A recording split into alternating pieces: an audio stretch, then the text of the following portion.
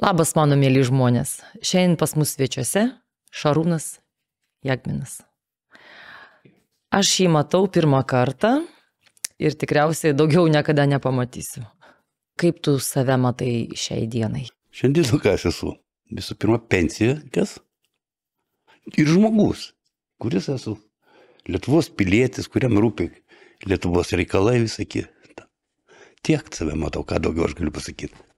Šarūnai, kokie klausimai tau jau nusibodo? Tie, kurie mane erzina. Taip, turbūt suprantu. Man nusibodo, kad mane vadina kartais kažkas komunistas esi. Aš jam aiškinu, aš esu socialdemokratas. Ir komunistai socialdemokratai yra skirtingi, kardinaliai. Bet šitas klausimas mane kankina. Ypač tie, kurie buvę patys komunistas, jie puola, bet nieko tokio. Mes išgyvenom. Šarūnai, tavo mėgstamiausias žaislas vaikystėje? Lėlė. Nes aš vaikas būdamas kieme labai bendravau su mergaitėm. Taip, patiko žaisti su jom. Jos ramesnės. Jeigu su berniukais pradėdavau žaisti, tai mes mėtydavom akmenys nuo vieną krūvą akmenų ir kitą. Ir metį. Ir man į kaktą tiesiai buvo pataikę. Pom, atjungė. Paskiau tik tai, su mergaitėm yra normaliau buvo. Kokia tavo mėgstamiausia knyga iš tų, kurias tau skaitė vaikystėje tėvai? Vaikystėje, aš nežinau, mama nelabai laiko turėjo, tėtis buvo jūrai. Mes patys skaitėm, bet aš turėjau, atsimenu, Tu nesardinė, buvo toks pavadinimas knyga. Ir ten apie miesto jau berniukus rašo, gaujos tokias visokias, jie ten irgi tas pats, kaip mes Klaipėdoje gyvenom, tai tu nesardinė, aš atsimenu visą laiką tą. Nesako, kad knygas, mėgstamas knygas labai atskleidžia ateitį. Taip, aš skaičiau, paskui aš buvau toksai pat, kaip šitoj knygoj rašoma, ten net kažkas tai buvo nužudytas iš tos grupės vaikų. Nu, pas mus nebuvo nužudyta, bet muždamomės jau kaip turi būti. Kas yra charizma? Nežinau, kaip čia jums pareiškia, čia irgi sunku tas dalykas yra charizma, charizmatiška. Nu, tave turbūt visi gerbė, myli, klauso, bet manęs nelabai kas klauso. Nes aš esu biškis stačiokas ir mėgstu pasakyti tiesą į akis. O kam dabar patinka tiesa? Tiek. Nu, kaip galvoju, tu esi charizmatiškas? Nu, jūs pasakykit man. Ką aš vėl turiu pas nuspręsti? Ne, aš nemėgstu savęs pristatinėti taip, kaip, aš koksai charizmatiškas ir jūs čia mane, kaip tie rašytojai, kai kurie eilėraščių pasakotojai. Nu, dabar aš jų daug labai pažinojau. Bohemos labai daug pažįstu. Nu, yra tokių, bet aš esu netoks. Jūs spręskit, žmonės. Kas yra gėris? O gėris tai man patinka. Mylėkim vienas kitą, gerbkime, džiaukimės. Tai yra gėris. Padėkime, kam galim padėti. Tai yra gėris. Bet tik tai be savanaudiškumo šitas turi būti. Padedi ir nelauk atsakymo, kad ten padėkoti. Ne, padarai, viskas. Ar atšventėt su savo antrąją pusę Valentino dieną? Aš šitos šventės nemėgstu. Nes šita diena yra, ne mūsų šalies. Mes turim kažkokių tai savo šalies švenčių. Yra tenai Mildos diena, visą kitą. O žmona ten švenčia. Tai verslo tiksliau šventė yra. Va. Barai visokie ten, visokie pakabūkai. Bet man tai nepatinka. Šarūnai, kokie yra stipriausi žmogaus bruožai tavo manymu? Atsakomybė visų pirma. Turi atsakyti už savo veiksmus. Paskiau mylėti aplinką, žmonės mylėti. Nes jeigu tu jų nemylės, jie tavęs nemylės, ir tau bus sunku gyventi. Tai pagrindiniai yra tokie dalykai. Atsakingumas ir meilė žmoguje turi būti. Šiuolaikinis žmogus ir žmogus prieš 2000 metų, kuo jie tavo manymu skiriasi? Aš turiu tokią teoriją, kad žmonės nesikeičia. Keičiasi laikai.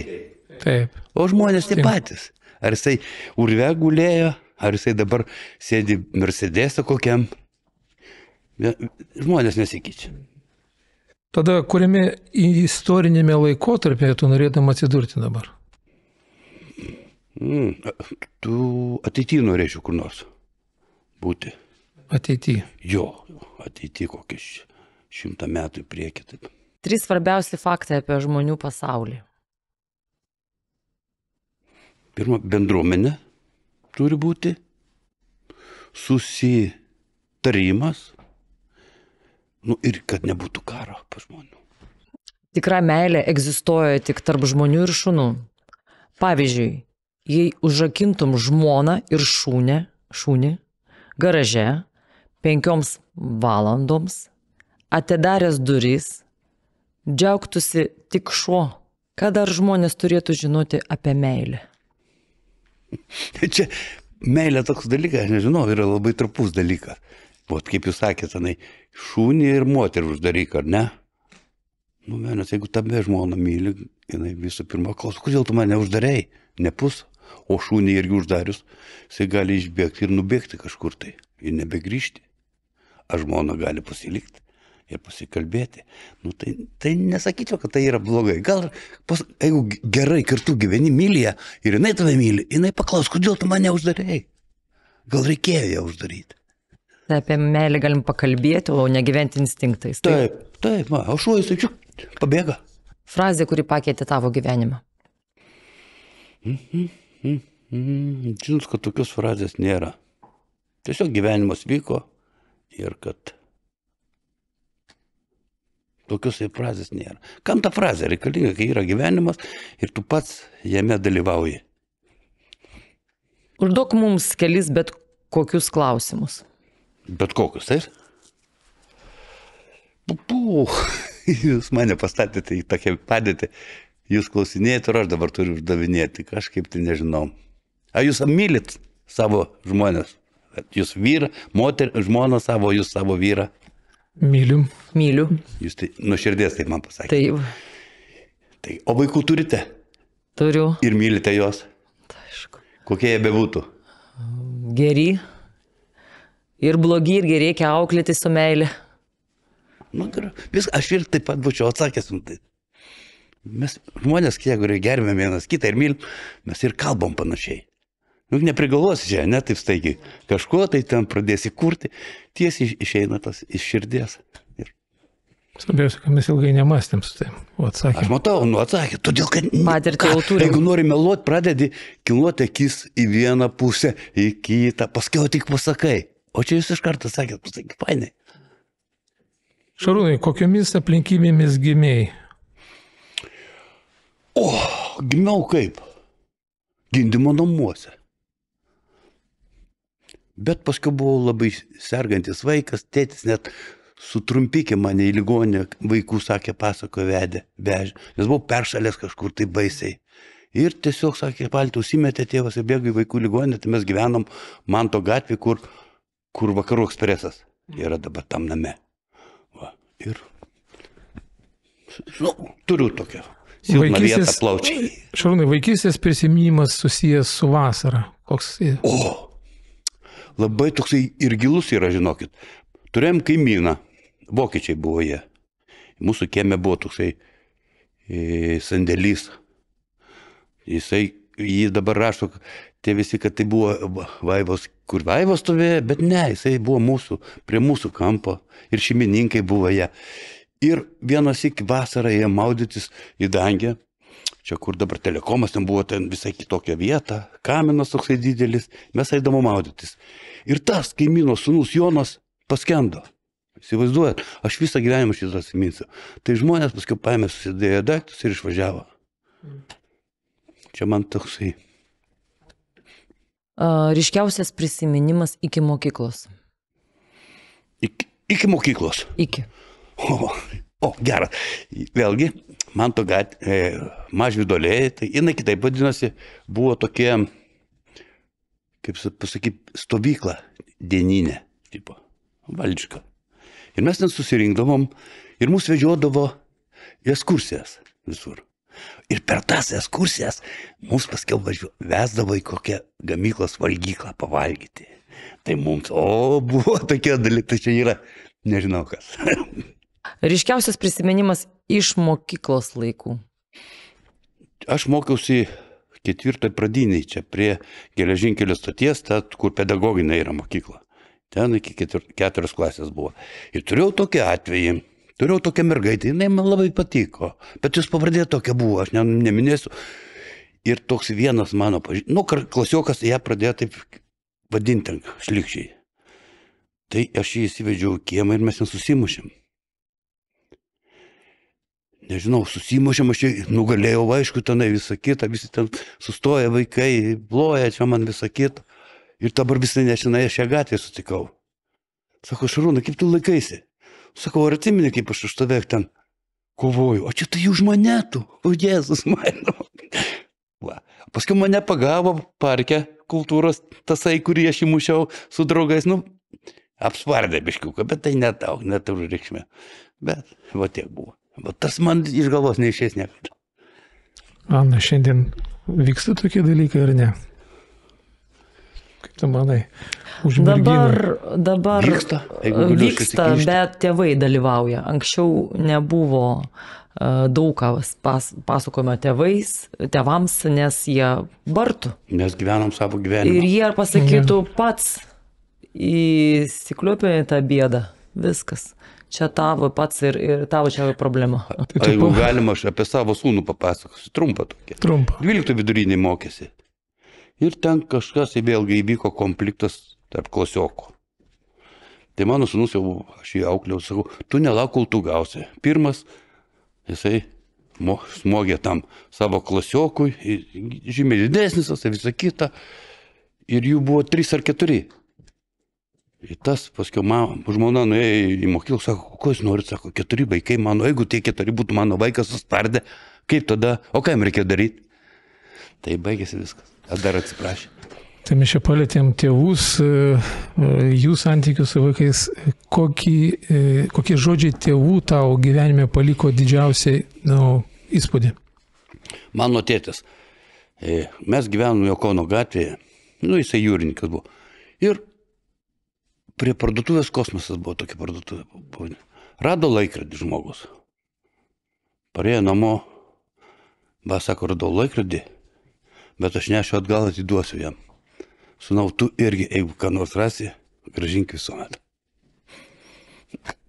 Kaip susiklosti tavo gyvenimas po mokyklos iki šių dienų? Normaliai buvo.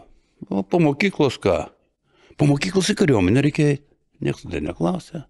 Baigiam kursus, vairuotojai, visokiai. Bet tarnyba tokia, tarybinė kariuomenė buvo, niekas neklausė. Rygoje tarnavau, vadinamam, jeigu rusiškai, GRU. Pačiam Rygos centre. Štabas buvo pačias Rygos centre, ten tokia gatvelė su varlytėm ant durų ir galima išeiti tiesiai į Domo Soboro aikštę. 2 metus, ten 3 kartus atostogų važiavau. Tokia tarnyba buvo kareivių. O mes aptarnavom į tą, kaip sakyti, štabas buvo. Tai ten karininkai, vien tik tai mažiausia buvo lygis majoras, tik tai žentas viršininko buvo seržantas, radistas. Irgi tarnavo, kažkada apsiženio ir taip. O taip tokie buvo. Ir visi slavinė žmonės, mes šnekėjom apie Čekoslovakijos įvykius. Jie sakė, kad tai nebuvo gerai. Buvo žmonės įsilavinę aukšto lygio. Tokia mano tarnyba buvo. Eidavom, tiesa, į univermagą pirkti bandelių pieno. Į didįjį Rygos univermagas. Pro Rusų dramos teatrą ten tiesiai praeidom. Kokia tavo nuomonė buvo svarbiausia Klaipėdos istorinė akimirka ir koks iš Klaipėdos asmenų yra labiausiai neįvertintas tavo manymu? Ką, neįvertintas. Aleksandras Žalys toksai buvo. Profesorius, rašytojas. Jo dabar niekur nėra. Niekas jį pamiršo. Tarybos narys, ne? Ir tarybos narys, mes buvom kolega, jisai universiteto buvo rektorius, jis sakyti, ir kažkokie tenai išlenda tie naujieji visokie, bet paskiau dar buvo pats pirmasis rektorius, Švitra, toks, irgi niekur nieko. Visokių ten kurie dabar kažkokių ten fondų, ten tų universitetų, o šitų žmonių nėra. O jie yra paradininkai, nors mes kartu visi tarybai universitetą ir įkūrėm. Paskiau ligoninės atidarinėjom, kuris buvo užblokuotas, užkalinėjęs langai, jūrininkų ligoninė, viską darėm. Ir šitie žmonės taip ištrinti, nežinau kodėl. O priminsiu, Klaipėdos istorinė akimirka tavo manymu kokia? Įsimintiniausia arba svarbiausia tavo nuomonė? gal tas klausimas, man nelabai tas klausimas. Nu, istorinis galbūt įvykis miesto mūsų istoriniu mastu galbūt taip Gerai, yra. atsimenu, labai Kas gerai. yra tau svarbiausia Labai gerai akimirka? atsimenu, kai aš buvau tarybos narys ir paminklą nukelinėjo Lenino, jo. Ir žmogus buvo įsikabinęs su kojomis, su rankomis aplink tą paminklą. Man teko jį atitraukti, nes maža kas galėjo atsitikti. Žmogus verkė ten visą kitą, aš nežinau. O šitas man įsiminė. Keletą paminklus į laikus įsikabinęs. Kiti juokėsi, ten nebuvo ko juokti, ten rimti dalykai. Nu, gal žmogus taip yra. Va. Šitas man įsiminė iki. Kaip Klaipėda atrodė prieš 100 metų, palyginti su dabartinė miesto raida? Labai gražiai atrodė miestas. Dabar yra viskas išnaikinta. Visas šiaurinė pusė miesto yra išgriauta. Visas senamiestis. Dabar gal žinot, tas kyla ten atstatinėti, tą biržos tą namą ar ne. Ten yra Girdėjau. kažkokių garažų pristatyti. Mano toksai buvo pasakymas. A kodėl jūs nenorite statyti? Vokietija statinėja išgriautus visus ten namus.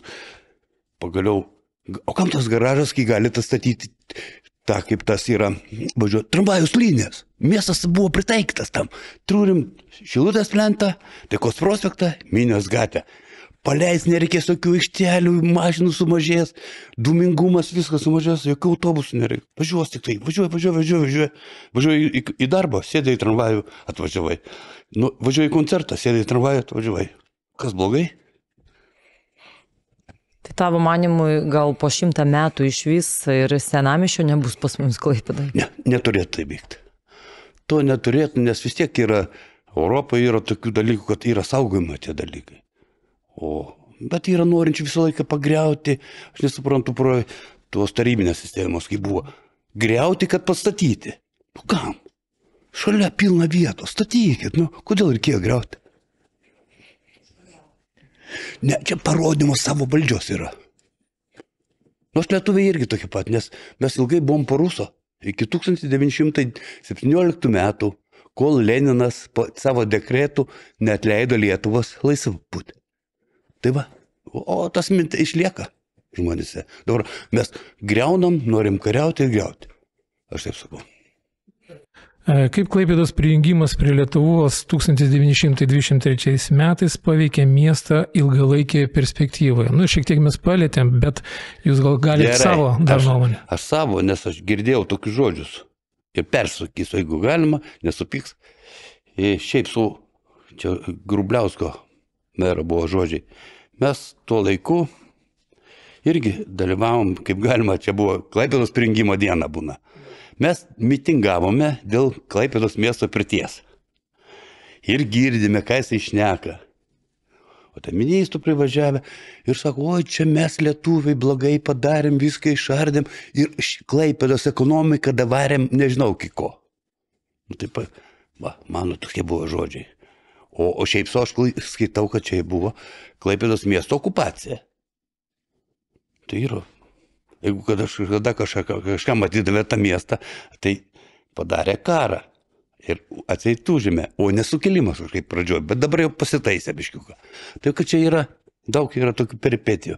Būtų man labai patiktų, kad čia būtų Klaipėdos krašte laisva ekonominė zona, kai norėjo padalinti prancūzai. Tai mes labai gerai gyventume, gal ir su Lietuva gerai sugyventumėm. Nu, tiek. O kaip vertini sovietmečio įtaką Klaipėdos miestui ir jo visuomeniai? Visuomeniai mes buvo daug švenčių. Klaipėda buvo jūros šventė, parkai buvo. Parke mes šeimom rinkdamos, ant žolės galėjai gulėti pasitiesęs. Visi vaikai eina suptis, tėvai ten sėdi, potauja. Buvo laisvesnis. Toks gyvenimas buvo.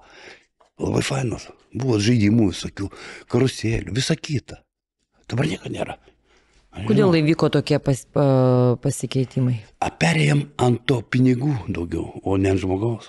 Visi nori pinigų dabar. Pinigų.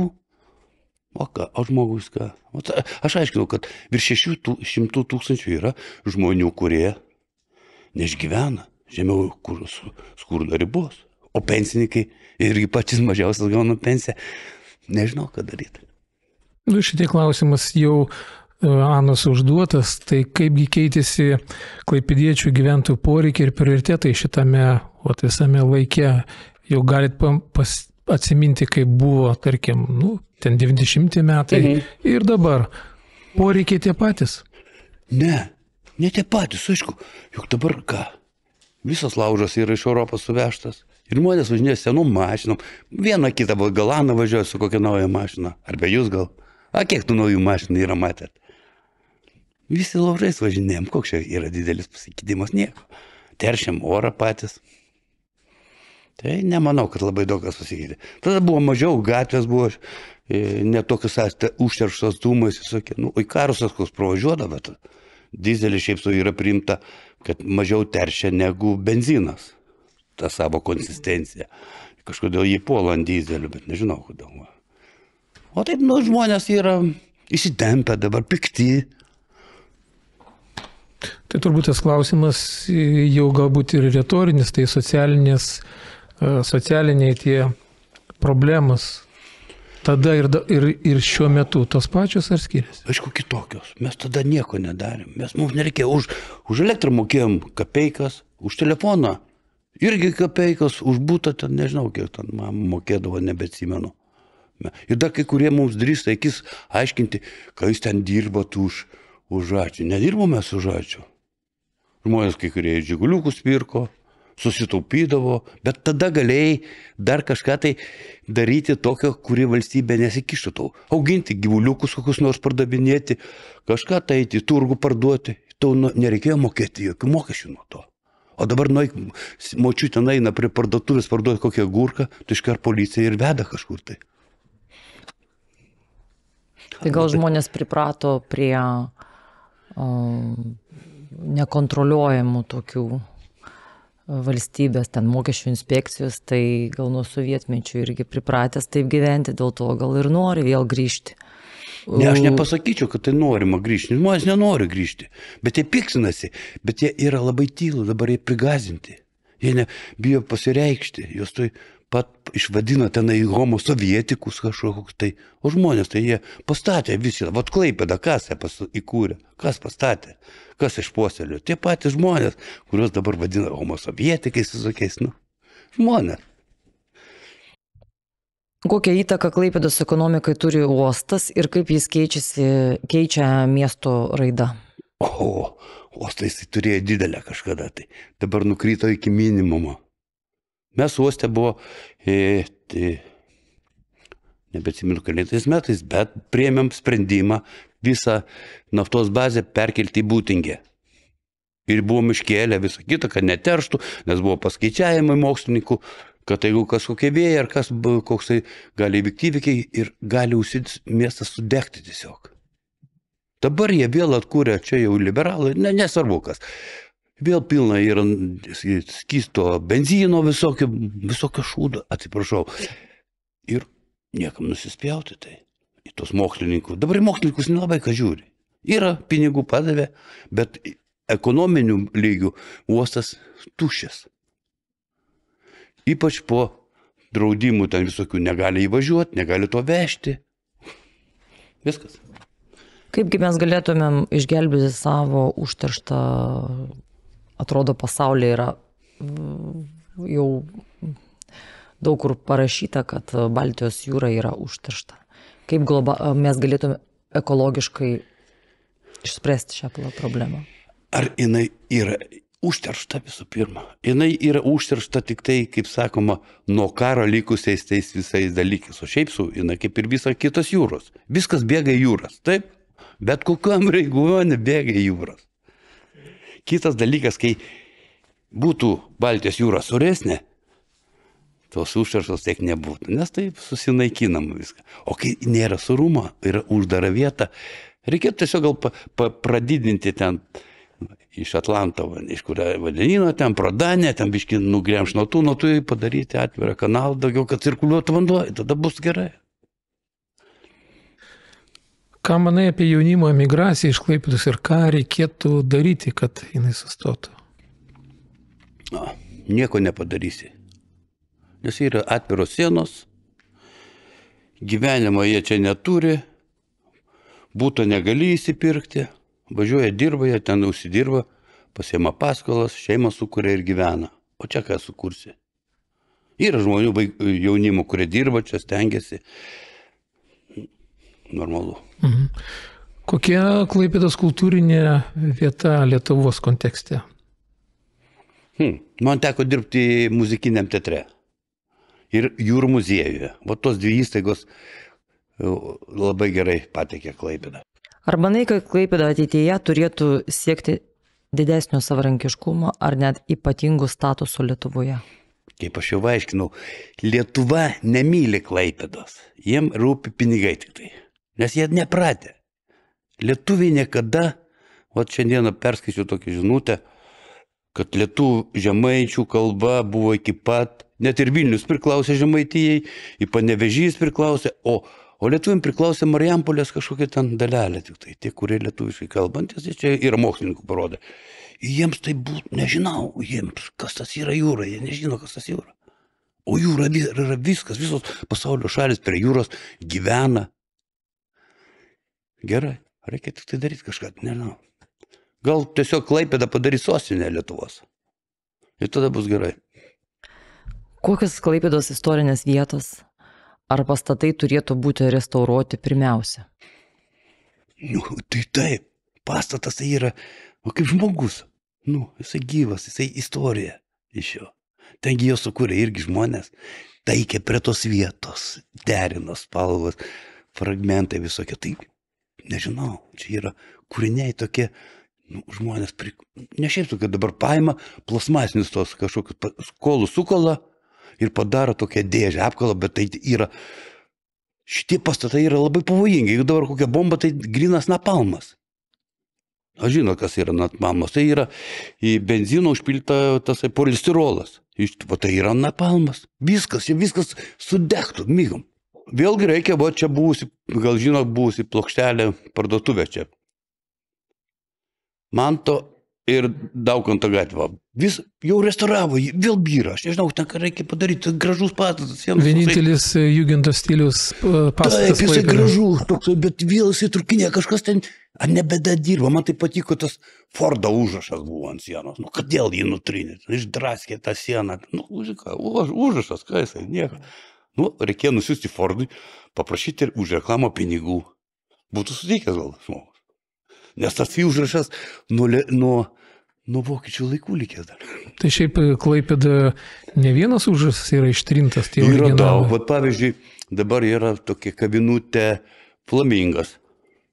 Ten, kai buvo ardė, tai ten buvo kažkada, tai aš buvau įėjęs, remontavo freskos tokios, ten buvo kažkokios kepurių parduotuvė. Ir papažytas parduotuvė viso skrybelaitės. Štai, man nežiūrima. Tas visas namas irgi yra istorinis. O pašto likimas koks? Pašto likimas, aš nežinau, gėda. Gėda. Anksčiau freskos tos prisimenu, kai atvažiuodavo vokiečiai, tai daug labai žmonių susirinkdavo, žiūrėdavo. Gėda ir, tai ką jūs norite, jeigu rajonuose paštai uždaryti? A kam uždaryti? Tai, kad galėtų savo biznį daryti. Tik tai biznis, o žmonės nerūpi. Kam reikia? O skundėsi čia Andrijavo, ten Seimo narė nuvažiavo. Nebeturim, sako, pašto, jeigu man atneša laišką, mane neranda, aš turiu važiuoti į Gargždus, pasiimti tą laišką iš Andrijavo.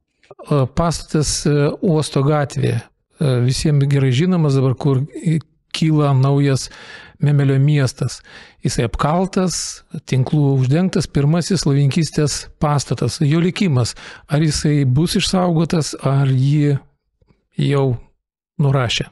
Aš šitą klausimą kėliau susirinkime. Buvo susirinkimas dėl Lenino aikštės tos požeminės aikštelės. Ir ten kaip tik iškėliau tą klausimą.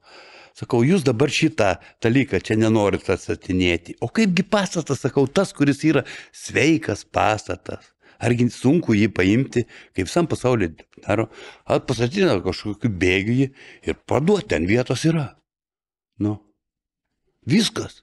Bet atsakymą negavau, nes jie vėlgi aiškina, kad jiem nesvarbu, jie turi savo viešbučius, bet jiem to aikštelės nereikia, dar kažką tai tokio. Vėlgi pinigai visur tik tai. Nežiūrint į visus tuos galbūt sprendžiamus trūkumus ir klausimus, kaip Šarūnai manai, ar Klaipėda turi ką parodyti arba pasakyti Europai? Ką gali Klaipėda kaip miestas būti įdomus? Kuo jis gali būti įdomus? Pažiūrėkime, tą pilis atstatinėjimą, ne? Europai labai įdomu, važiuoja vokiečiai, visi žiūri. Gal dabar atstatys dar, tai ne mūsų paveldas yra. Tos šalies, kuri čia buvo. Jeigu dar jie prisidėtų, pavyzdžiui, Jono bažnyčią statyti. Labai gražu būtų, ne? Kai pasižiūri Klaipėdos senas nuotraukos, bokštai stovi ilgi, išlindę. Gražu. Dabar bokštų beveik nėra. Čia atstatymo klausimas, o iš istorinių įvykių mes galim kažką tai Europai būti įdomus, kaip istorijos kontekste Klaipėda? Aš nežinau, kas yra išlikę. Kur Hitleris buvo pas mus? Buvo. Ir tai yra įvykis didelis. Niekur nebuvo. Tokios šalies vadas buvo atvažiavęs ir šnekėjo ir buvo išrikiuotas kariuomenė ir sveikinimai. Tai yra didelis dalykas. Nors jie to nenori, bet jie atvažiuoja ir eina. Aš pastebėjau ir žiūri tą balkoną. Tie vokietukai visi. Tarp kitko, tinkluose mačiau, jau pasirodė išplėsti filmai. Yra dokumentinis filmas, jį mačiau, kaip Adolfas apsilanko Klaipėdoje, yra platesnė medžiaga apie tą apsilankymą. Tai istorija, negalima viską ištrinti, ne? Yra istorija, yra filmas. Ką dabar jį paėmų, sunaikinam, sudeginam, o ką mes žinosim, kas buvo, kas čia mus dabar, kas žydus degino, kas darė. Turim žinoti šitą. Būtent tą istoriją, šį momentą, kaip aš norėjau irgi pasakyti, buvo ištrinta iš tikrųjų, nes mano draugė sakė, kad apsilankė ekskursijoje ir jai įrodinėjo, kad tai mitas, kad Hitleris buvo Anikės aikštėje. Ir aš norėjau jai įrodyti, kad aš mačiau YouTube ir negalėjau daugiau rasti. Ne tik yra nuotraukos, labai senų Klaipėdos nuotraukų albumas. Į Facebooką įdeda, ten tūkstančiai nuotraukų. Ir yra tenais, ir sveikinimai, ir žygiuoja, istorija. Mes norim viską ištryti, kaip Vilniuje nukėlė tuos visus. O kas čia, kodėl daryti? Einam dabar nuo kažkokio namo, vėl nuėmam kažkokį ten bareljefą. Kas tai? Aš sakau dėl to, kad mes ilgai buvom po rusų, tapom karo norėtojai ir griovikais. Viskas. Dėl atgimimo aikštės, buvusio Lenino aikštės dabar kasinėjimo ir atstatymo, kasgi vis dėlto bus priimtina? Kiek supratau, yra pasidalinę. Vieni mano, kad tai nereikia daryti to atstatymo istorinio, o kiti sako, kad darome tą požeminę aikštelę ir kultūriškai įgyvendinkim šitą projektą. Gerai. Visų pirma, yra išpūstas burbulas apie sprogmenis šitoje aikštėje. O, čia naujiena. Mes vaikai šitą aikštę buvo apgriuvę griuvėsi vaikščiam. Jeigu ten būtų sprogmenis kažkokie tai minos, mūsų būtų neleidę. Tarybiniais laikais labai žiūrėjo irgi tą dalyką. Ir dabar atsiranda toks išpūtimas, kad čia labai gali smarkiai susprogti. Aš dirbau jūrų muziejui, kaip tik kūrėsi. Tai ten žinot, kiek tų buvo? Net ten sprogmenų. Tie patys... Čia sandėliai buvo sprogmenų. Jo, tenai buvo pilna, jūsų ekskavatorius kabino, pasieniečiai padėjo, ten buvo išminuotai. Dabar valstybė kažkodėl nenori važiuoti, kariuomenės siūsti, išminuoti. Kodėl? O reikia samdyti kažką tai už pinigus didelius. Vėlgi čia yra biznis tik tai. Tai išminuotojų gal pas mumis nėra? Yra visko, yra. Kažkada buvo, kažkur rado, nuvežė kažkur į poligoną, susprogdino. Kokios problemos? Vis yra sukariama. Oi, čia bus uraganai, bus gruodžio sausio mėnesį labai daug sniegs, bus pūgos. O kur jos, kas už tai atsako dabar, kad tai neįvyko? Kai ta Klaipėda tokia tuščia, kaip tą verslą pritraukti tą Klaipėdą? Nieko nepritrauksit verslo, kol nebus kažkokių tai pasiūlymų. O dabar padarė per išeiginės dienas, per pietų pertrauką nemokamas aikštelės. Tas biškai padaugėjo, jūs nežinojot. Miestas, per visas ten senamiestis, anoj pusėje, nuo 12 iki 2 valandų gali laikyti mašiną nemokamai. Papietauti, atvažiuoti, visą kitą. Tai iškart žmonių padaugėjo. Reikia tokių primų, ne vien tik tai savo. Vienas iki reikia sustoti mokesčius rinkti iki tiek, kad begalybės būtų. Žmonės gyvena čia. Jeigu tiek reikia, tai žmonėm pasakykit. Susirink žmonės, kad sumes dar jums. jeigu ten labai ko reikia. Dabar klausimą kelia dėl jų žvejo paminklo iškelimo. Kodėl? Į Melnragę ar į Portą. Kas čia dabar? Bavariją atstatyti. Bet tai palaukit, ne mūsų ta istorija. O paminklas, mes norim sunaikinti įvaizdį jūrinės valstybės visai. Čia taip išeina. Į Melnragę kažkur tai nori pakelti, o ten toksai ponas Likis nori kažkokių batų žvejo. Jo, man tėvas pasakodo, grįždavo iš jūros, pasisamdo Pobėdą taksi, degtinės dėžę ir eina. Visi peškom iš paskos tą mašiną. Vienam kur tenai, atsijungia tas ir kol iki paskutinio. Tai buvo. Tai kaip manai, kokią Klaipėdos viziją po 50 metų? Manau, susireguliuos gal. Perėsim tą, pergyvensim, mūsų neliks, jūsų taip pat nebus. Gal atsirastų tokių žmonių protingesnių, kažkaip pamastančių. Mūsų dabar niekas neklauso šiaip sau. Išrenkam valdžią ir jie paskui daro, ką nori. Kada buvo koksai mieste apklausa kokia kaip referendumas? Vakaruose tai daroma. Ir Paryžiui daroma, ir Prancūzijai daroma, ir Vokietijai. Žmonės dalyvauja tame procese. O dabar kas? Tik tai klerkai visoje valdo mus. Mes juos išrenkam, jūs gyvenkit, mes jūs dar apmokestinsim. Nežinau, jeigu šitai bus, tai nežinau, liūdna bus. Tai trūksta mąstančių žmonių. Taip. Jums teko prie muzikinio teatro prisidėti. Tai klausimas galbūt šiek tiek bus iš to jau kultūrinės dalies. Tarkovskio filmai dažnai tyrinėja laiką, atmintį ir dvasingumą.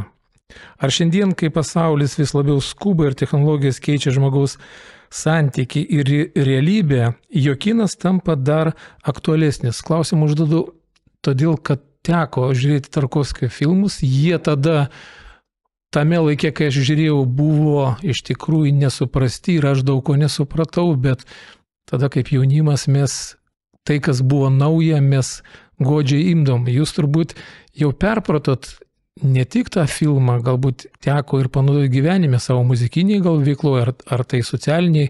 Kaip tas filmas įtakojo jūsų gyvenimą? Visų pirma, jis įtakojo mąstyti apie pasiekmes, kas buvo, kas gali įvykti. Ten pagrindinė ta mintis yra.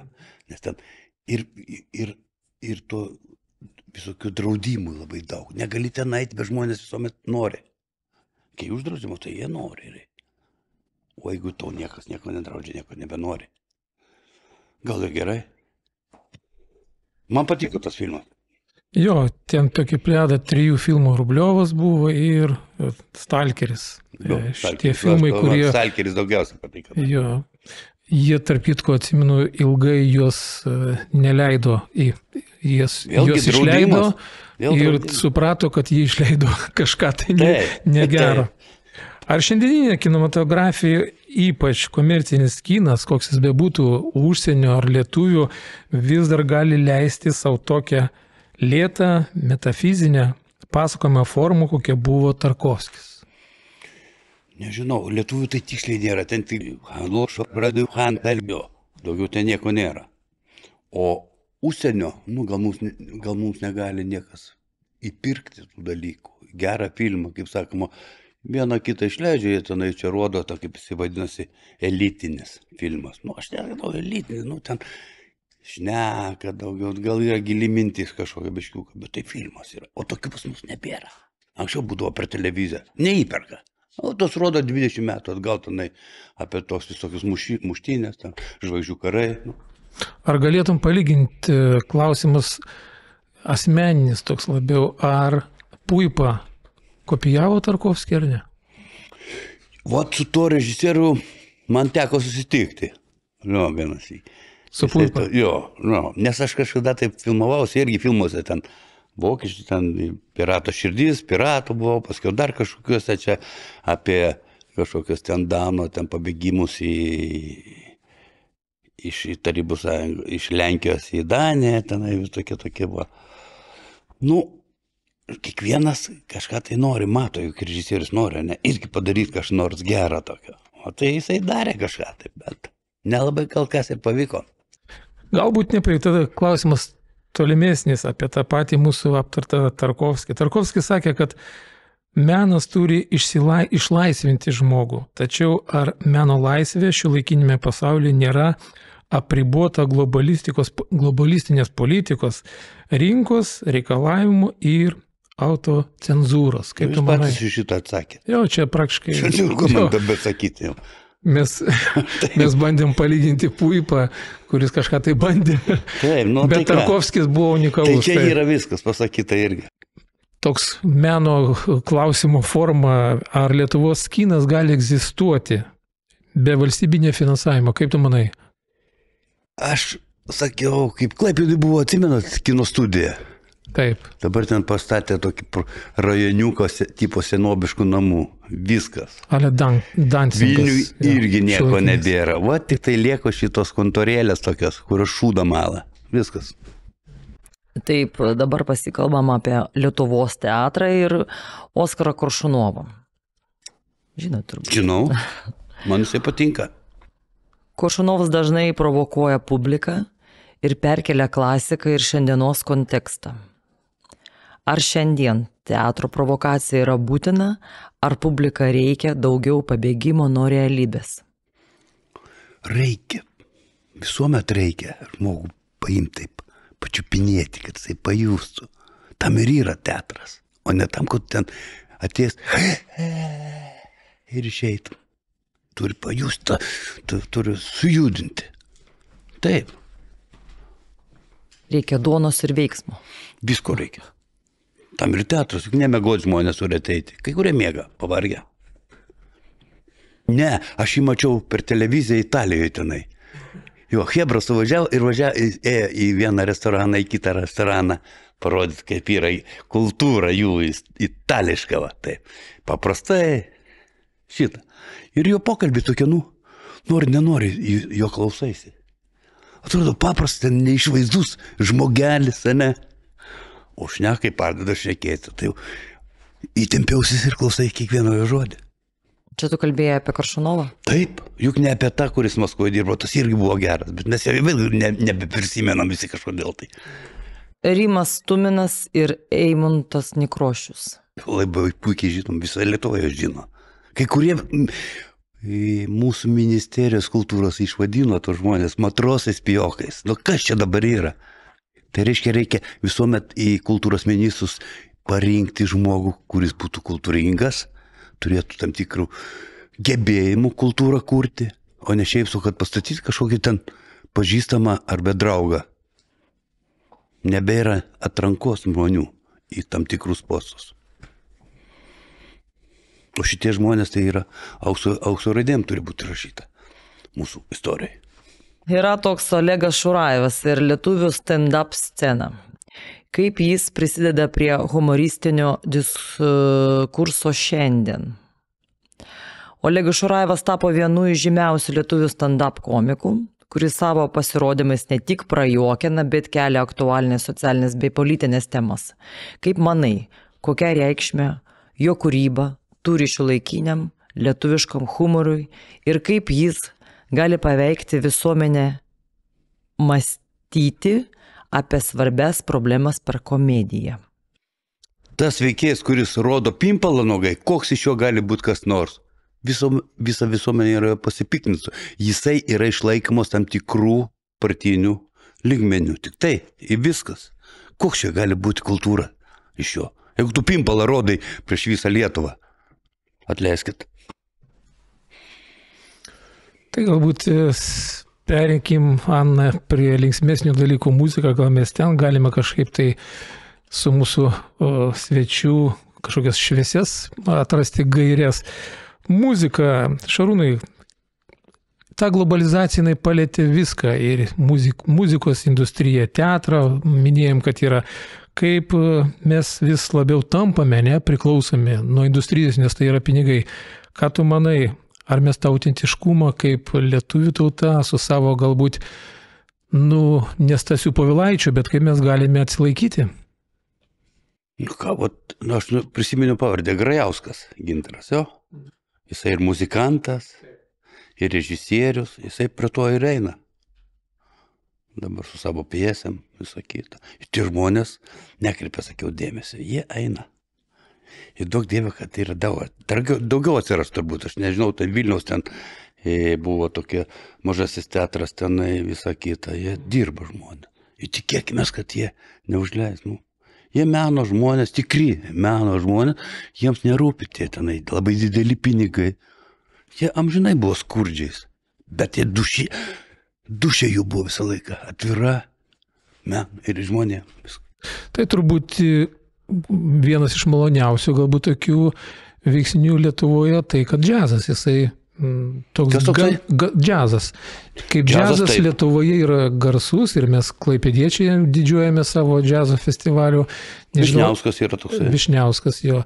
Ir aš manau, kad čia galbūt užgožė šiek tiek tą klasikinį, tą pusę, nors operos dainininkai, moteris ar Grigorian ten yra.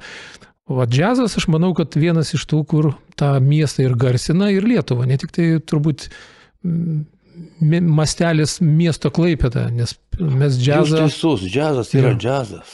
Vat Narūšis dar toksai yra, kuris to savo klarnetų varo labai gerai. Bet vėl tai gal jisai jau atseno, aš nežinau, bet jisai dėsto visą kitą. Džiazas yra toksai širdies muzika. Gyvenimo. Iš gyvenimo net. Tai čia kaip mūsų buvęs meras sakė, džiazuokime Klaipėdą, ne? Ir būsime... Nelabai aš tikiu to irgi tokių dabar apsimetėlių didelių, vaikščiant iš partijos į partiją, tegul jisai vaikšto. Ana, sekantis klausimas tavo. Taip, pasikalbam dabar apie dailę. Lenkija kiekvieną rytą Dorius paskelbė, pučia dūdą ir skelbė, kad Lenkija laisva yra kiekvieną rytą. Dabar pasikalbam apie dailę ir vizualinį meną. Kokį Lietuvos dailininką laikai labiausiai neįvertintų ir kodėl? Nežinau, aš tų visų Lietuvos tenai, Čiurlionis tenai, man daugiausiai muzikantas, jo ten išpūsys. Kiekvieną menininką reikia pakelti. Paimkim tos visus užsieniečių, Van Gogą, ten paskiau, daug jų yra, jo. Aš pažįstu daug Klaipėdoj menininkų. Atrodo, jie menininkai, bet niekaip nepakyla iki to lygmens. Nes jie buvo darę, tarybiniais laikais jie gaudavo viską. Gaudavo dirbtuvės, už dyką, paišė jie tenai visą kitą, bet niekaip nepakyla. O, dar yra toksai vienas.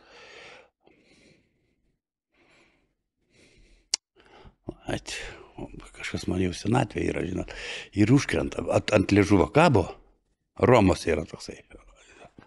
Jisai daro gerus darbus, daro ne tik paveikslus, bet ir instaliacijas visokios gamina.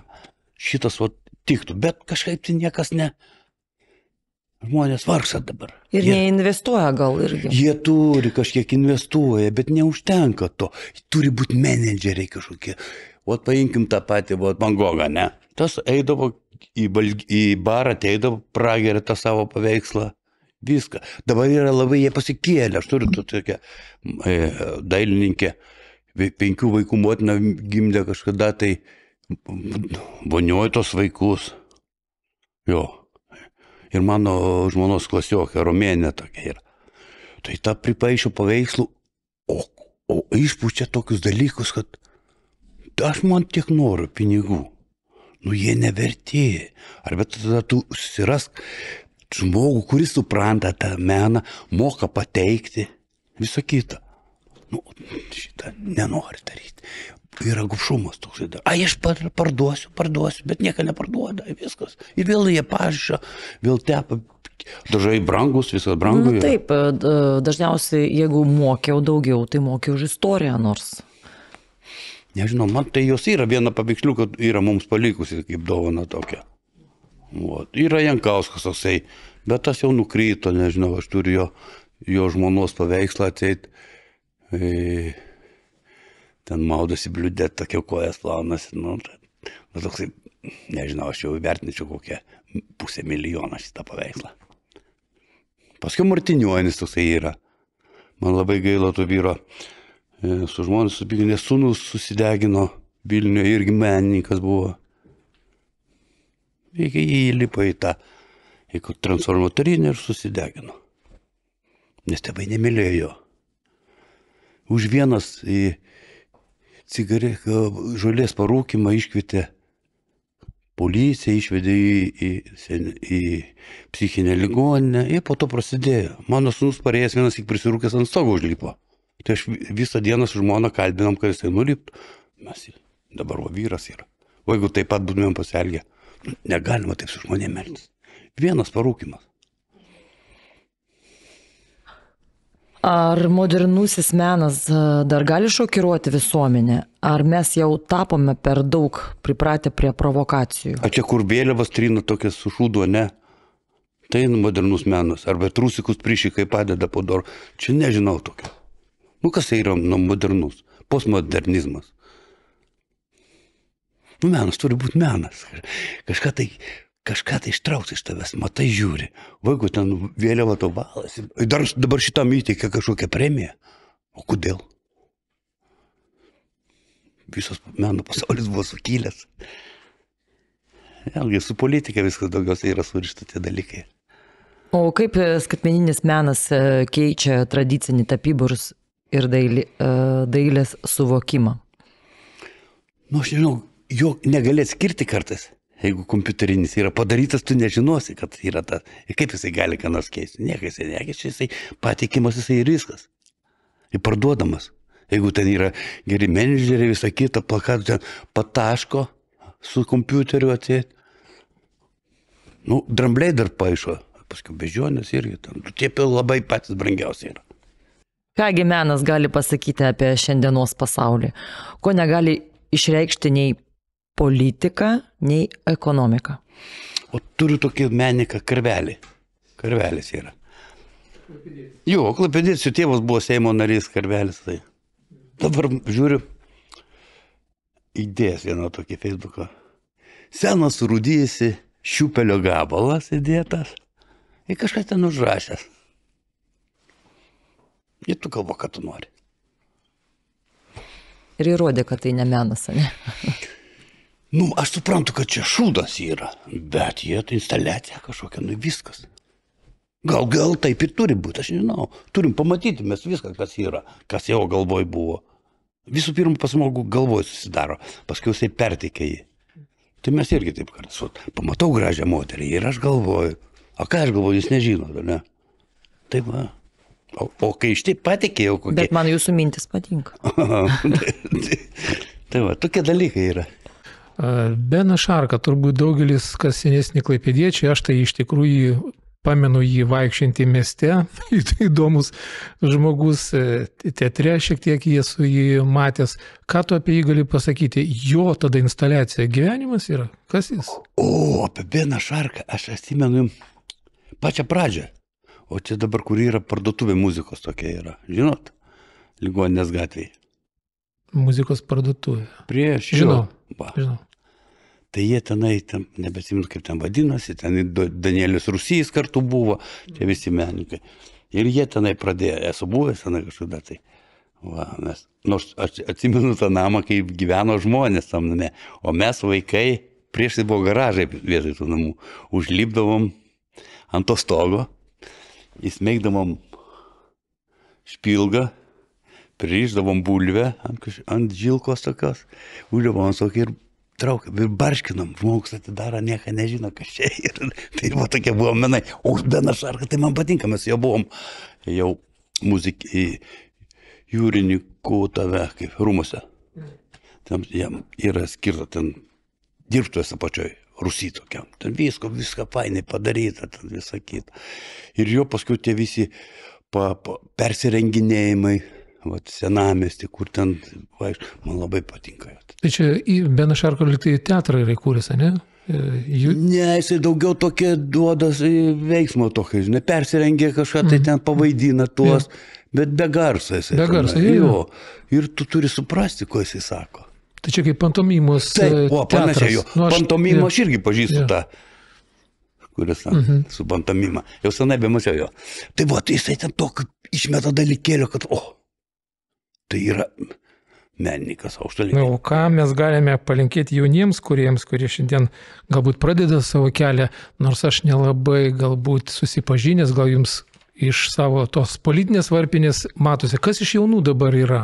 Man tai patinka tie ugnies žongliruotojai. Čia tos Romos vaikai yra tie. Jie būgnus gamina, tos ir jie žongliruoja. Man šitie patinka, jie labai fainai daro. Jie nešios ne iš to. Ane, nieks jų nemokino, jie, tiesa, tėvas jo važinė Norvegijai gyveno, gal iš tenai kažkokios tos jie gavo ir jie šau tokį padaro. Jo, paskutinį metai per šventės Klaipėdos matosi tas yra ugnies tas šau. Va, čia menas ir. Tavo požiūris į cirko meną? Nu, ten žmonės dirba labai. Dirba, rodo per televiziją, ten iš viso pasaulio suvažiuoja, ten jie tiesiog, kas pirmą vietą laimės, ten tai, šitie ten, nežinau, man akis įsprogia, žiūri kiekvieną judesį jų. Ir žonglieriai, ir akrobatai, ir su gyvūnais. Dabar pasikalbam apie magiją. Visais laikais magija ir religiniai tikėjimai egzistavo greta. Kaip manai, kodėl šiuolaikinėje visuomenėje, nepaisant mokslo pažangos, magija ir ezoterika vis dar turi tokią stiprią įtaką žmonėms? Žinot kodėl? Kad žmonės yra pavirti, niekas nepasikeitė, vergybė neprapolė. Tik tai pasikeitė jos pakaitalas gavosi. Žiūrėk, žmogus dirba, visą mėnesį dirba, išleido pinigus ir vėl reikėti dirbti. Yra tie, kurie uždirba, bet jie tada neegzistuoja šitam gyvenime, kitur savo gyvenimą. O dauguma gyvena tokį gyvenimą, nuo algos iki algos. Ir tada jiems reikia kažkokio tikėjimo. Juk tikėjimas ir buvo vergam sukurtas arba 10 Dievo įsakymų. Buvo vergam, tu nedaryk to, nedaryk to, nedaryk to, nedaryk to, nedaryk to, nedaryk to. Ir Dievas sukurtas. Žydai sukūrė Kristų. O kaip kontroliuoti žmonės tada? O kodėl jūs turim kontroliuoti? Pasakykit, jūs jau esate tokia jau.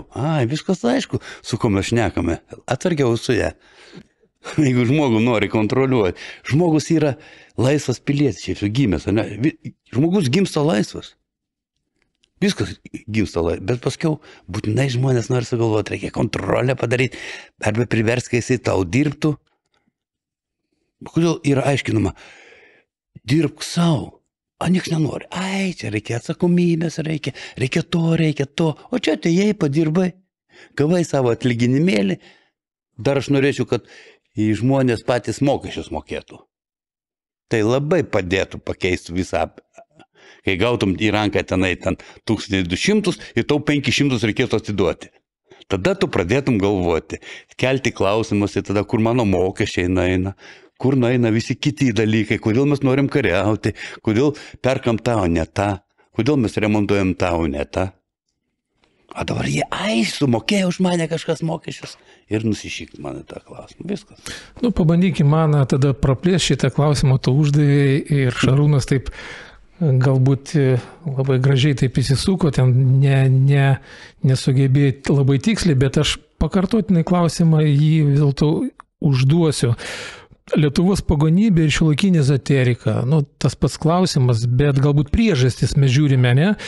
Nes Lietuva, mes visi žinom, vėliausiai buvo, ne? Pakrikštyta, įėjo į šitą Europos sandorą kaip krikščioniška tauta, galbūt dėl to, kad tie mūsų istoriniai paveldai yra vėliausiai ir jie yra mumise, gal todėl yra šitie naratyvai, kurios mes sakome, kad tai ezoterika vyrauja, o ne krikščioniški dalykai, nors mes skaitome save krikščionišką tautą. Ar tai galėjo įtakoti vėliausią epochą, kurioje mes kaip Europos šalis Lietuva įėjom ir tai mumise dabar ir klesti ezoteriniai dalykai? Aš labai noriu atsiprašyti, kad aš tai praleidau šitą klausimą. Mane pačiam įdomu. Čia mūsų žiūrovams ir bus tas vadinamas toks vidurio laidoj jau karšta darosi. Tai aš irgi pas nesu krikščionis, o esu tasai, kuri bijo kažką šnekėti Lietuvoje baisiai, mūsų elitas labai vaidina, kad ten krikščionybė, čia krikščionybė. O kas yra krikščionybė? Moterų žudymas, protingiausių viso pasaulio raganų vadinamų. Paskiau visokie ten, kur žmonės ir bet koks pasisakymas prieš Dievą irgi būdavo daroma. Kryžiaus karai. Kas tai buvo? užgrobimas kitų valstybių, pinigų tik daromas ir visą kitą. O to jums yra krikščionybė. O tą, ką mes turim širdį, tai yra nieko prieš. Viskas yra su gamta surišta, su žmogum, su jo gerove. Tai kaip tada mes galim šito atsisakyti? Nesuprantu. Jūs atsisako, ne, aš ne. Man patinka dangus, patinka saulė, jūra, patinka medžiai. Aš ąžuolą ateinu, apsikabinu savo teritoriją, turiu toks 3,5 metro yra skersmuojo. Atsistoju, apsikabinu iš vienos pusės, iš kitos. Fainai. Pagonybė yra pagonybė. Ir jūs negalima smerkti. Klausimas bus dar karštesnis Šarūnui, tai tos pačios temos užduok. Magija politikoje ir valdžioje. Nuo senovės Egipto iki šių dienų kai kurie lyderiai tarimai kreipėsi į astrologus, būrėjus ir slaptus visokius mokymus, ne? Ar šiuolaikinėme pasaulyje vis dar egzistuoja slapti okultiniai ritualai aukščiausiuose valdžiose sluoksniuose, ar tai tik sąmokslo teorijos? Egzistuoja ir žinote, kame egzistuoja? Iliuminatuose. Valdžiojų, jie nesiryškina, jie gal nueina paskiau tenai, dalyvauja šitose procesuose, bet jie negali šito skleisti. Tai yra valdantis pasaulį mūsų, iliuminatai. Jie visą turtą valdo, visą kitą. Ir jeigu ten yra Trumpas, pavyzdžiui, man įdomu, gali ir jisai dalyvauja tuose procesuose. Ir jie nori visą laiką valdyti. O aš, pavyzdžiui, aš tai nemėgstu, turiu 2 būrėjas, man kažkaip tai netyčia ir dabar rašo visą laiką į Facebooką, Šarūnai, kodėl jūs man neatsakote visą kitą, ten laišką aš jums parašiau visą kitą jau 1,5 metų. Aš nesu, aš jums kartais po roželę nusinčiau ir viskas. Jūs aš noriu pasakyti, kad jūs tenai, vienas iki pasakiau, tai jūs pasakykit, tai kodėl jūs negalit man čia parašyti? Ar jūs norit pinigų, sakykit, kad aš duosiu pinigų tada.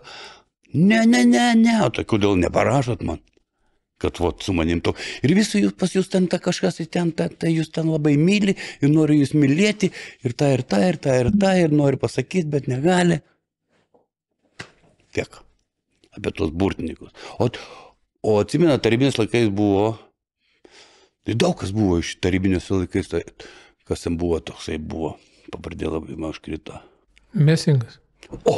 Wolfas Mesingas. Taigi ten visi jie jo klausydavo.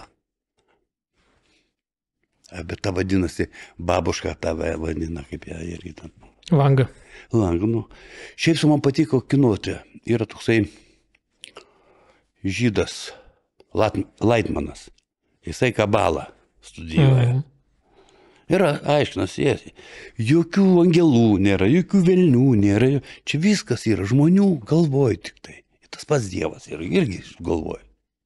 Ką mes žinom, kur čia kas yra, kas čia sukūrė. Gal natūraliai atsirado taip. Čia žmonės prigalvoja, viską daro žmonės žmogui, viskas. Ar šiuolaikinis pasaulyje šiandien vis daugiau žmonių save vadina dvasiniais, bet nereliginiais? Ar tai rodo tikėjimo krizę, ar priešingai naują asmeninį santykį su dievybė, ir nematomų pasaulio, kiekvienas įvairiai jį įsivaizduoja. Ar dvasinis, bet nereliginis, ar tai pasikeitė? Ką galiu pasakyti? Aš matau, kad Vokietijai, Prancūzijai griaunamos bažnyčios. Nuardomos, tiesiog jie gražus pastatai, vietoj to galėtų kažkam tai perleisti ten kažkam kultūriniam dalykui, bet jie griauna jas. Bet Prancūzijai katedrą atstatė? Ir esu su žmona buvęs prie katedros, ten kūrinys geras, pats statytas, įeini jauti, kad tokia yra galybė. Čia yra jų tikėjimo galybė. Ne šiaip su paprastu, o jie savo pateikė taip, kaip galingi, patys galingiausia, tai yra Vatikanas pasaulyje, pats bogočiausias. Tai jie teikia dabar šitą dalyką. O žmonės pereina biškiuką prie kitų. Vokiečiai sako, aš taip gerai, ilgai gyvenu jau. Ką man eiti tą bažnyčią? Nes aš taip gerai, ilgai gyvenu. Jie iš tikrųjų nebeina į bažnyčią, nes jie gyvena, nieko neserga jie. Ten tų visokių chemijos prisivalgo, jie gyvena. Jie nebereikia jiems o Dievo. O paaukoti. O Diemą, Neina. paaukoti, kažin, nebeaukoja, nes jeigu greuna, jau bažnyčios nebėra kam eiti. Tai tada vis tiek jie Jie dvasiškai, kitaip jau žiūri, jie žiūri normaliai gyvenimą. Saulė, yra geras oras, užšalta, tai dabar reikia biškį pasisaugoti. Lietus reikia eiti, einam pasivaikščioti. Arba einam pagrybausim, ten jie nebegrybauja, mes dar begrybauja, uogas renkam, va. Tai tu gyvenimą jau jie gyvena. Dvasiškai blaivai, ne? Taip, jau, tas, nueina biškiuką. Yra kur Dievo žodis tenai, sektos visokios susikūrė, kurios ir laiko tik tai ant to žmonės, kurie įtikina, kad tai yra taip. Kad valdyti. Taip, viskas yra valdymui. Kristus į tas buvo sugalvotas. Žydai patys pripažino. O kodėl pripažino? Todėl, kad jie netiki prisikėlimu. Žydai netiki prisikėlimu, o Kristus pakyla ir pas tėvą nukrito. Dabar pasikalbame apie brolį Benediktą. Aha. Žinau, skaičiau. Ten baisiai dar kažkokie atsirado palaikymai, kad neleis atiduoti žmogaus išvežti. Bet tai yra bažnyčia. Mes, valstybė, esame atskirti nuo bažnyčios. Ir kodėl mes lendam į bažnyčios vidų tvarkyti. Jau bažnyčia nori mus tvarkyti. Bet mes tai nelyskim. Jeigu jiems reikia kažkokį ten kunigą kažkur tai persiųsti, tegul jie siunčia. O čia buvo pradėjo rašyti, kad čia mūsų dvasiškas toksai ganytojas. Pažiūrėkit, ką jisai darė, kokias dvasiškumą. Organizavo bėgimus už pinigus. Ten atseit pastatė kažkokią bažnyčią, bet ten ligoninę, ten vėlgi išraškino tai pinigus. Šnekėt tik tai. Man tai patinka šitie patys kretingos tie vienuoliai. Jie kitokie žmonės, net dalyvam buvom poras į koncerte, jie ten suorganizavo. Tai jie prie žmonių eina. O čia, kokia čia tai yra dabar? Tegul bažnyčia siunčia, jiem reikia, jie siunčiasi, šiaip su nesugalvoja. Arba iš pavydo galbūt jam, kad jisai per daug gerai gyvena, kaip tasai klebonėlis, kas tai toksai. Tai tada reikia į periferiją, gal kam nors reikia pagalbos jam, kad tenai, anam rajone, ten krikščionybės, ten jau baigė smūgti, reikia atkelti per tos, kaip tos darbus, tos, kaip čia pasakyti, apie bendruomeninius darbus, ne krikščionybės darbus, o per bendruomenę. Reikia pakelti kažką, tai turi kažkokį rajoną, ten Rokiškį ar kažkur. Kažkur tai, jo. Tai tik tai taip, tai čia jau bažnyčios reikalai. Kodėl mes visų norim sudalyvauti ir padaryti kažką? Žmogus siunčia, tegu važiuoja. O, čia koksai geras jisai. Visi mes geri.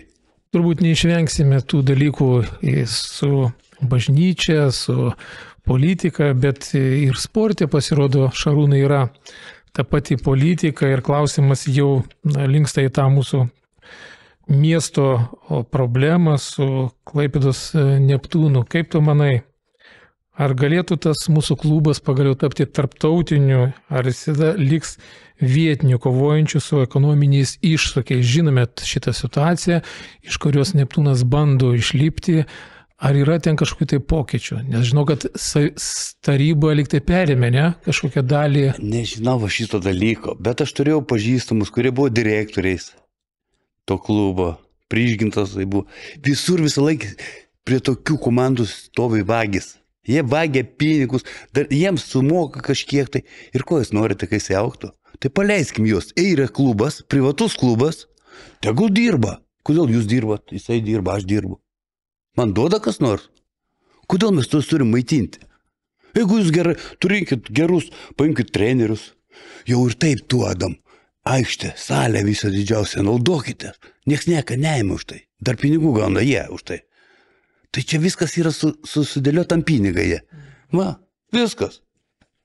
O kaip apie menininkų šnekėjom? Geras menininkas, tai ir gyvena. Tai Klaipėda vis dar nėra laikoma krepšinio sostinė, kaip Kaunas arba Tai Vilnius. nereikia. Kiek tai Lietuvoje yra krepšinių, pažiūrėkit, kiek vilkai visokių dar prisikūrė. O kas yra? Tai yra sportas, laisvalaikio praleidimas. Ar jie pinigus padarė daryti iš to? Viskas. Gera, anksčiau buvo kaip Žalgiris, buvo dar kažkokia komanda. Nebuvo tų daug, ar ne? Ir jie žaidė. Tai buvo visą metama ir krepšinio mokykla, ir žaidėjai buvo. Tik paskiau, jau kai atsidarė, visi išvažiavo. Tai turbūt čia ir yra iš istorijos, kad Neptūnas 14-15 metų vieną sezoną sudalyvavo Eurolygos ture, nesugebėjom, kaip čia dabar įvardinti, padėti ar jam išsilaikyti ir mes toliau grimzdame. Tai esmė vadovose buvo. Jie ten pradėjo šfušeruoti, tai čia galvoja, nieks nesakys, čia dar duoda savivaldybę, mes čia pagyvensim. O kas gavosi? Tai ką reikėtų daryti, kad tai išsilaikytų klubas? Paleisti. Paleiskit juos, yra vadovai, esat, turit pagrindą, sporto rūmus turit, daugiau nieko. Ir dar jie turi kitą dar tą salę, mažąją prie to. Ten žmonės įdirba ir saugoja. Arba tų sporto rūmų neduoti jums kitą salikę. Ir tada, kai bus varžybos, mokėkite. Koncertai, kai yra, tai moka. Išsinuomoja salę. O kodėl čia dabar, kas jie tokie yra? Kiek ten tų žaidėjai, milijonieriai beveik visi ir... O tu dar kaip futbolė irgi 11. Bėgioja milijonierių, mes žiūrim. Futbolą neturim irgi. Neturim. Nu, dėl ko neturim? Todėl, kad ten irgi vagys. Jeigu mafija vadovauja futbolo federacijai, apie ką kalbėti? Ne, tie dalykai sportas visuomet turi būti. Ir paskui jie verkia, oi, čia mes sportuojam. Nu, palaukit, jūs sportuojat. Nu, aš einu sportuoti, tai dar aš moku pinigus. Į klubą kokią, ne, ten pasimankštinti. O jiems čia mes dar turim už ką? Nu, gražu, jeigu gerai lošia, tada mes, kažkas skiria, laimėjimą, ten prizai gaunasi. Bet vėl laikit, tada treniruokitės patys su savimi. Nu. Tai sportas yra, nors sportas nėra sveikata. Tai yra mašina žudanti žmonės. Sanariai visokie, visa kita. Kaimynė dabar turi, jinai buvo rankinio žaidėja. Tai motiškai nebepaina. O atidavė sportui. Nu, į ką? Kokie konkrečių žingsnių turėtų imtis dabartinis Lietuvos vyrų rinktinės treneris, kad sugrąžinti komandą į aukščiausią lygį? Jūs apie Krapiką šnekat? Ne. Krapikas dabar? Ne Krapikas, dabar Kurtinaitis. Kurtinaitis. Kurtinaitis. O, man jos panašios. Kurtinaitis. Kurtinaitis, ką? Nu, o kas yra? Man tai niekada nepatiko, kad žaidėjai darosi treneriais. Turėjom trenerį, Šauno Žalgirio. Atsimenat, Tai buvo profesionalas. Ir Kauno Žalgiris buvo gerai ir visa kita. O kai žaidėjai užsiema trenerizavimu, nieko. Nu, ką ten Rusijoje žaidė, jisai ten treniravo. O ten jie patys žaidėjai kartais žaidžia. Nu, bet čia tas saiko. Profesionalai turi būti. Tos kaip buvo Šimonytės vyriausybė, gal čia negerai. Tai nebuvo ne vieno profesionalo. Jinai tik tai galbūt buhalterė. Nu ir kas buvo? Nustekeno visą Lietuvą. Čia taip gražiai žodžiais. Tai vis tik tada klausimas, ar valstybė turi prisimti atsakomybę ir aktyviau investuoti į trenerių sportininkų parengimą. Ar gali būti, ar reikia pertvarkyti visą sporto valdymo sistemą. Jeigu mes sakom, kad jie paleisti savo, bet valstybė vis tiek šitoj vietoj turi žaisti, ne?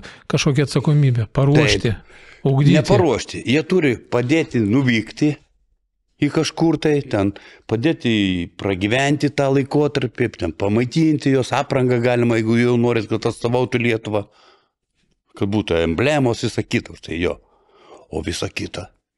O paimkim tą Formulę 1, kas ją išlaiko? Savininkai. Prašau, su jums atsakymus, į milijonai eina ir visa kita, ir visa kita. Nu, čia atstovauja rinktinė, tarkim, jinai yra. Lietuvos rinktinė, kas tai yra Lietuvos? Aš jau sakau, kur reikia. Reikia drabužius, nuvežti į vietą, juos ten pamaitinti, prižiūrėti ir parvežti atgal. Jeigu laimėja, tai dar duoti kažkokias premijas. Viskas, o toliau maitinkitės patys, žaiskit. Tokia valstybė turi, negalime pastoviai, kariuomenę mes pastoviai šeriame, tai jau per daug kariuomenę gauna už maispiningi, būtus už jie mokam, visą kitą. O kai reikės, pažiūrėsim, kas bus. Man dabar dar apie boksą pakalbam. Boksą? O, geras. Artėjanti unifikacijos kova dėl pasaulio čempiono titulo Amerikoje yra didelis iššūkis Eimantui Stanioniui. Tai bus didžiausia kova Lietuvos bokso istorijoje, nes ant kortos bus pastatyti 3 pasaulio čempionų diržai. Kaip manai, kokią reikšmę su kova gali turėti ne tik jo karjerai, bet ir Lietuvai? Mes kaip vėlgi, tai ir komerciniai tie dalykai. Juk ten milijonai eina, diržai, prie ko čia mes dabar Lietuva? Norim uždirbti iš to, Ne ką žino, ar išeis. Tiek reikia daug įdėti tada. O jeigu jie patys įsideda ten su to boksne, aš pats esu vieną dieną nuėjęs, norėjau vaikas būti boksininku. Čia buvo sporto rūmai, tie buvo senieji. Tai treneris matė gudras, pastatė man tokį, kad aš gavau į nosį ir daugiau aš nebejau. Ir tą boksą, va tai viską. Boksas yra boksas, o dabar verslas, tai didžiausia pinigai eina. Paimkite tos dirbtinos, tos visokios varžybos, ten vieni kitų wrestlingai daužo, ten tyčia daužo. Tai. Tengi viskas yra pastatyta ant verslo, nu prie ko čia valstybė dabar. Na, bet vis tiek valstybė, Ana paminėjo, kad reta galimybė nuo Šociko laikų Lietuvai kaip bokso šaliai sužibėti, nes ukrainiečiai turi Kličko, nors jie ir komerciniam. Dabar yra pastatytas. Tai. Bet tai aš manau, man kaip vyrui būtų labai gerai, jeigu lietuvis amerikietį nugalėtų ir taip, tegu jisai uždirba, dabar šiaip tai visur komercija. Taip, ir politikoje komercija. Nu, man atrodo, kad jau čempioną Usika, tai tikrai jau viskas, jau negalės nieks. Jo, tai, o čia lietuviai. Aš nežinau, bet visuomet ta valstybė nori dar kažką dėl savęs, bet nu tai gerai, jeigu duos, tai duos, nu, tiem žmonėm. Bet mes paskui prisijėmam tokių visokių įsipareigojimų, apie paprastą žmogų pamirštam, kuris eina lupenas renka. Mes apie sportininkus galvojam, tai kai sportas yra, kaip sakiau, yra tavo reikalas sportuoti. Apie žmonės valstybė turi galvoti, apie paprastus žmonės, kasdieninį jų gyvenimą, kad jiems būtų šilta namuose, kad jie būtų pavalgę, kad jie turėtų darbą. O tas sportininkas, ką jis yra čia? Labai jau didelis dalykas. Nu, o dabar buvo tie olimpiada. Vyras moteris sumušė moterį ir čia labai kas? Čia nieko gero, čia ne apie Lietuvą. Nu tai apie ką aš negam, nu tai yra sportas, viskas pasakyta. Jeigu valstybė nori prisidėti, tai sakau, pamaitinti jos ten, užmesti savo maikę su logotipais Lietuva. O komandos vadovas tai paprašysim, mums sumokėkit už tą. O tai palauk, mes jūs maitinam, nuvežam, visą kitą, ko dar norit. Nu, turbūt, Ana, mes uždavėm daug klausimų dabar, galbūt kaip moterį išsirinkti gerą vyrą. Šiaip su taip, moteris renkasi vyrą. Taip. Ne mes. Aš irgi. Mums atrodo, kad čia mes renkame. Ne, jos taip. Nežinau, jos vidum ieško, širdim žiūri. Yra kai kurios renkasi materialiai tik tai. Bet tai čia neilgam tas būna dalykai. Savo ten susigrėbė, ką reikia, paskiau įskrenda. Ne mes įskrendam, mes tik taip paskiau verkiam, ten siluojamės, o ne ten be jokių verkimų, nieko pasakė, ačiū, viso gero. Aš ne tavo, tu ne man. Ar ne tiesa? Ką? Tiesa turbūt, ne? Čia geras buvo, aš skaičiau, sako, klausinėje, tu mane myli, sako, aš jau vieną sykį pasakiau. Kiek aš galiu kartotis? Čia Arvydo Sabonio buvo išsakyta frazė. Nežinau, čia kažkas tai. Jisai turbūt pasinaudojo to. Tu turi suprasti, jeigu aš gyvenu su tavim, mes kažkaip leidžiam laiką. Ką, aš gyvenčiau su nemylimu žmogum. Mes irgi turim ambiciją savo. Tai komplimentas savo žmonai, Šarūnai, tiesioginėme eteryje. Tai pasakiaugi. Aš jau vieną kartą pasakiau. Ir dar prieš Dievą, nors aš netikintis, ėjom į bažnyčią, va čia tą senąją. Va, ir kad prašė pasakyti. Taip. Tarybiniais laikais, tai buvo 76 metai. Va. Pasakiau. Ir klausė, ar jūs mylite? Taip. Viskas, kaip gerą žodį be reikalo kartuoti kasdieną. Paskui jis nublanks. Vat gražiai moteris sėdino. Kaip pasakiau, viskas. Kokią dovaną jūs padovanojat savo žmonai iš vis finansiškai neišleisdama nei vieno cento? Čia nežinau, ką padaryti dabar. Aš tiesiog jai padedu jos ūkyje darbuotis, dirbti viską, kas jai neša tą džiaugsmą. Ką jinai pasako, tą padarau. Nors kartais moteris to nevertina. Jau darai, tai šį galvą. Bet aš darau nuo širdies ir viską darau dėl jos. Vaikus ir tuos padariau dėl jos. 2 sūnus turiu. 11 metų yra skirtumas. Buvo pertrauka, kažkodėl, nežinau. Ir paskui, kai sakėt, kaip Špirovskio, pasižiūrėjom Nabotkę tą, kaip tik pasakė, kad būdų raždacija dėti. Šitą tai nepamirš niekad. Dar vieną tokį norėčiau priminti. 89 metai buvo. Buvo tokia radio televizijos laida, Perestroika. Atsimenat, ne? Ir tada aš jau turėjau būtą gauti, kelius statybos valdybai dirbau, kelius mechanikų dirbtų vedėjų. Jau antras iki viršininkas mane pasiūlė, sako, tu Šarūnai jau dabar negausi būtą, bet paskiau gausi. 89 metai jau sąjūdis buvo visa kita, galvoju, šakė čia bus. Ir žiūriu, ta yra programa Vremia Perestroika. Laišką parašiau. Aš toks Šarūnas Jagminas, turiu vaiką, tą visą dar žmoną lauks, galbūt, nežinau. Ir turėjau būtą gauti, negavau. Antras iki.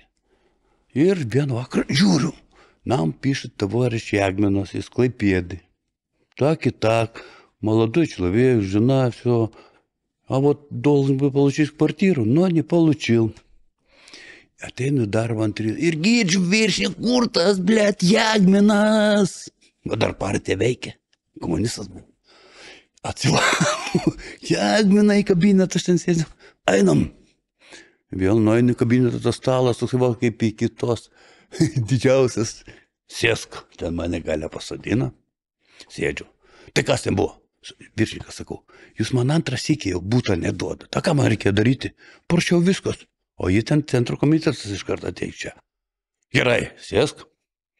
Ragelį, įvykdome komitetą skambina. Klausykite, kažkokia mokyti. Yra dar tų būtų?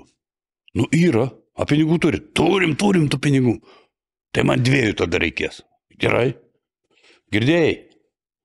Važiuok čia į miško kvartalą. 9 aukščiai tokie, eik pasižiūrėk būtą. Nuvažiuoju, pasižiūrėjau, 2 kambarių būtus, gerai. Pražiūrėjau, gerai. Vis, eik, tai būčiau nieko nepadaręs. Stebuklas. Ne stebuklas, čia vėlgi reikia nebūti tų,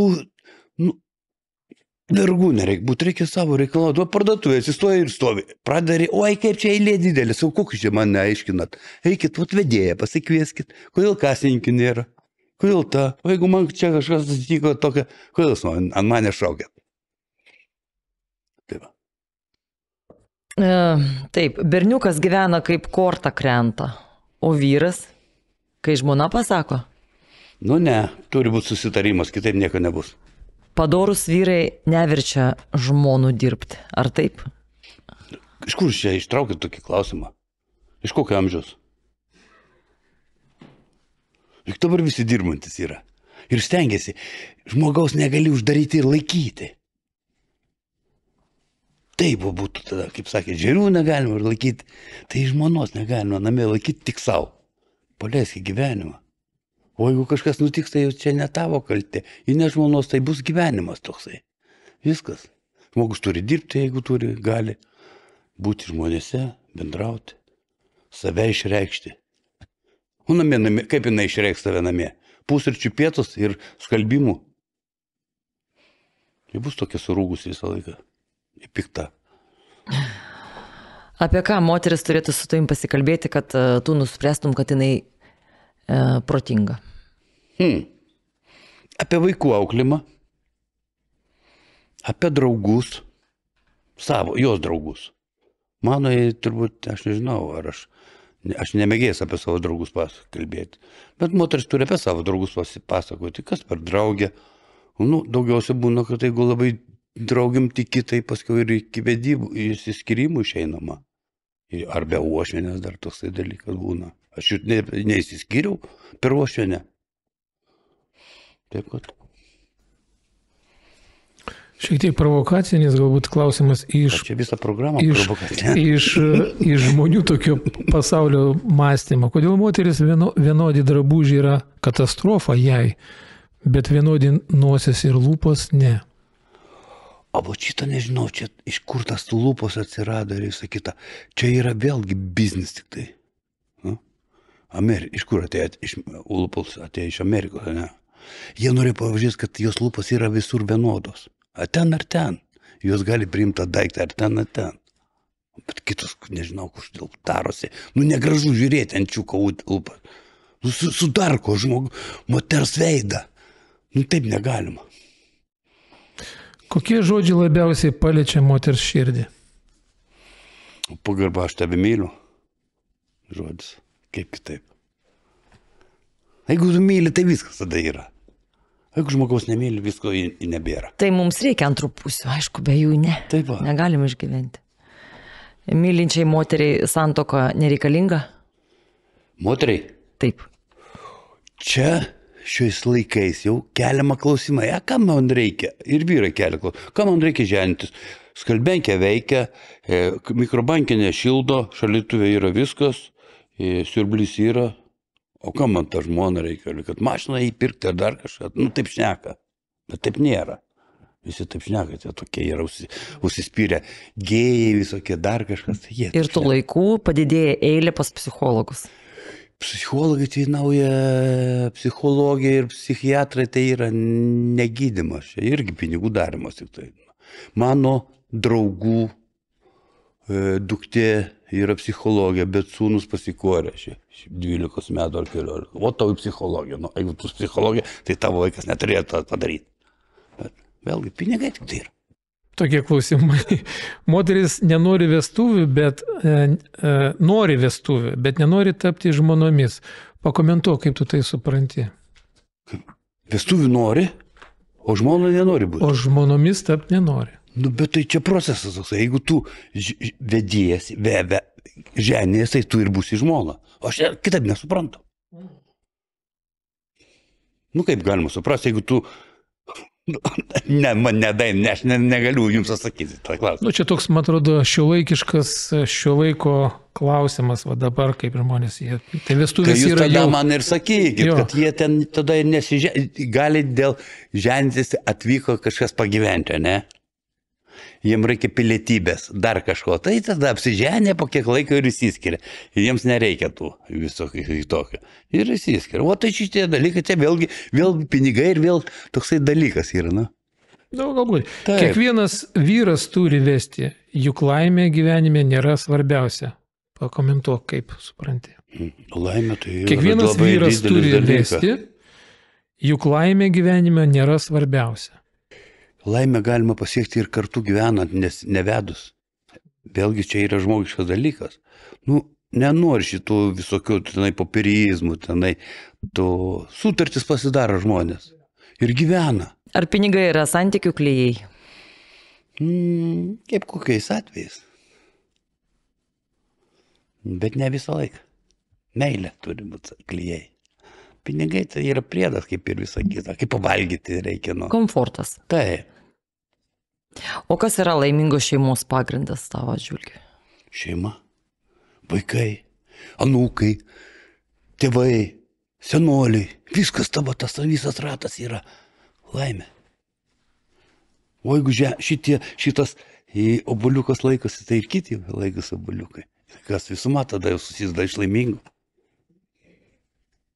Šiek tiek tada klausimų tą pačią temą, bet jie daugmaž bus tokie filosofiniai, Šarūnai. Sunkiausia pagirios būna tiems, kurie prisigėrė svajonę. Kaip tu galvoji? Svajoti žmogui neuždrausi. Ir visi svajoja. Kad jos neįsipildo, tai kitas reikalas. Nu, gal įsipildys kada. Bet svajoti nereikia nustoti. Nuo vaikystės mes svajojam. O gražią moterį paimti žmonas ar vienos pasimylėti su ja. Tai irgi svajonė. Taip. Kokia žmogaus gyvybės kaina, tavo manymu? Tokia dabar. 0. Blaivybė tai kaifas, kuris veikia lėtai, bet amžinai. Pakomentuok. Blaivybė, sako, to ne? Taip, blaivybė.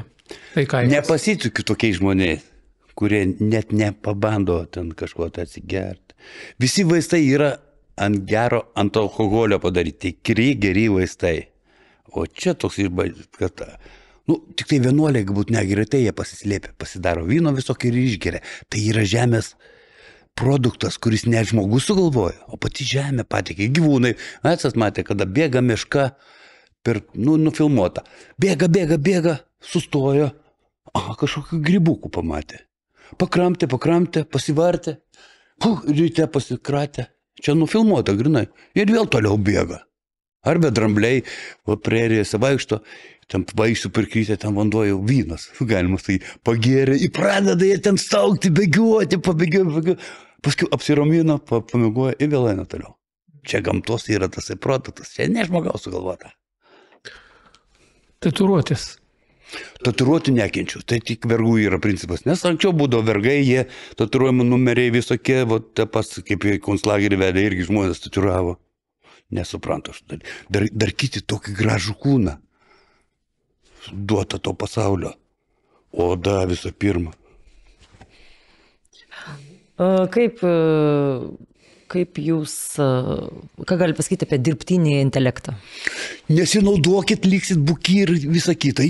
Čia nėra dirbtinis intelektas. Kas jis sukūrė? Žmonės, kompiuteristai, viskas. Tomai pasakyta, viskas sudėta žmogaus. O bus kitas dalykas, kai kompiuteriais pats pradėsiu šitą galbūt dalyką daryti. Bet tai jau čia bus pavojinga. Taip, aš irgi sūnui sakau, naudok savo mechanizmą. Taip, atbūksit kitaip jo. Viskas gatavo, reikia laiškelį parašyti, paspaudį, įvedė kažką ir jisai tau padavė. Nebereik tau galvo. Nenaudoji savo resursų. Nežinau, smegenys turi dirbti. Taip, vienas svarbiausių įgūdžių žmogui per artimiausius 10 metų. Įgūdžius turi tame, ne?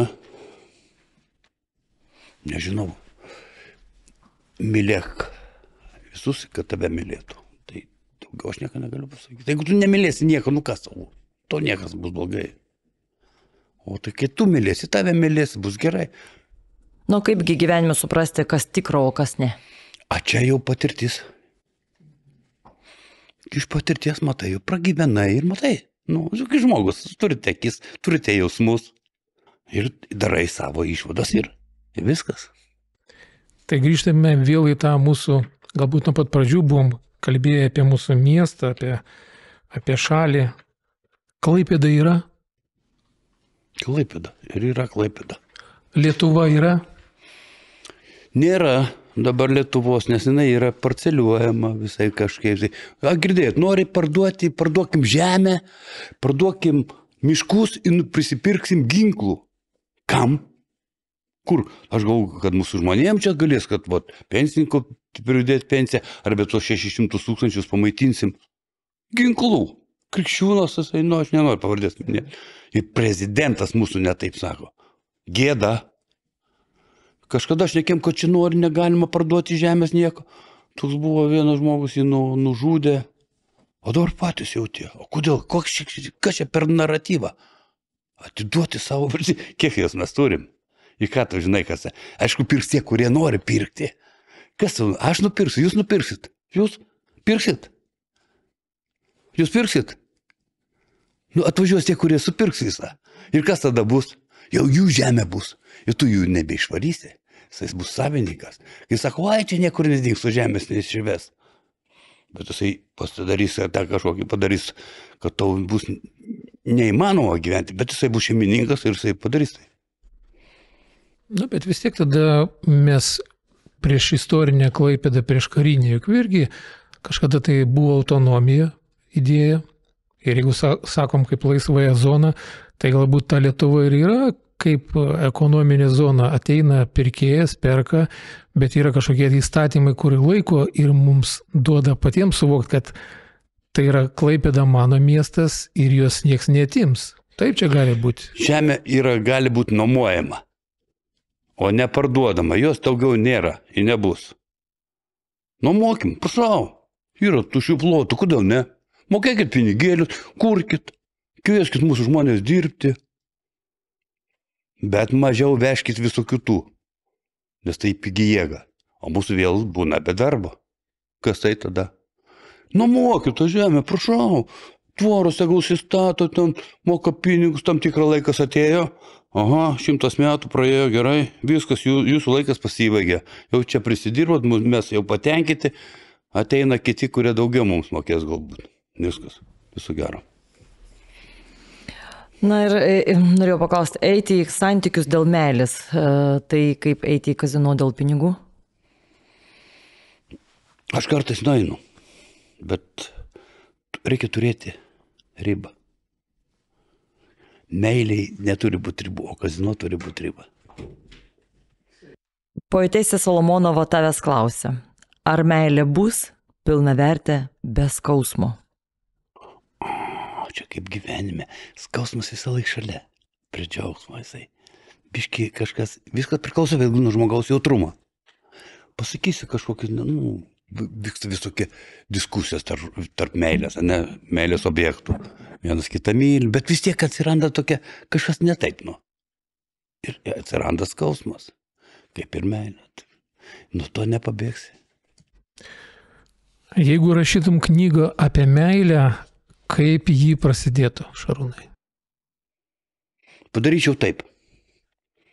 Kai mano žmonai buvo 50 metų, nuėjau, nupirkau 50 rožių. Tai taip pat padaryčiau, didžiąją meilę įteikčiau, kiek jai metų būtų ir būtų mano išraiška tokia. Kokiu tave prisimins istorija, kaip tu galvoji? Ką žinau tą istoriją? Galėsit pasiskaityti, yra visokios tie puslapiai, visokie tenai istoriniai, kaip Vilkipėdės, aš čia nesu. Į ką daugiau prisiminsi. Aš jums sakiau, kad yra tokie žymūs žmonės, bet jie nėra, niekur jų nėra. Tai vėlgi nuo žmonių intelekto priklausys. Jeigu ten naudosis labai šito dirbtinu intelektu, tai visai nieko nebus. O jeigu žmonės nesinaudos, patys kurs visą darys su savo galva, tai bus. Jie sugrįžtė gerieji, tie, kurie darė kažką. Noriu palinkėti taikos ir meilės. Tik tai. Ačiū mūsų svečiui už tokius greitus ir teisingus atsakymus. Man patiko pakeliauti į Klaipėdos istoriją, į mano laiką, nes mūsų svečias nukėlė mane į mano vaikystę, aš prabėgau, apžvelgiau savo miestą, istorinius žmonės, istorinę raidą. Dėkoju mūsų svečiui, kad jis buvo jaunatviškas, kad jis buvo drąsus ir aš manau, kad viskas tik tai prasideda. Sėkmės.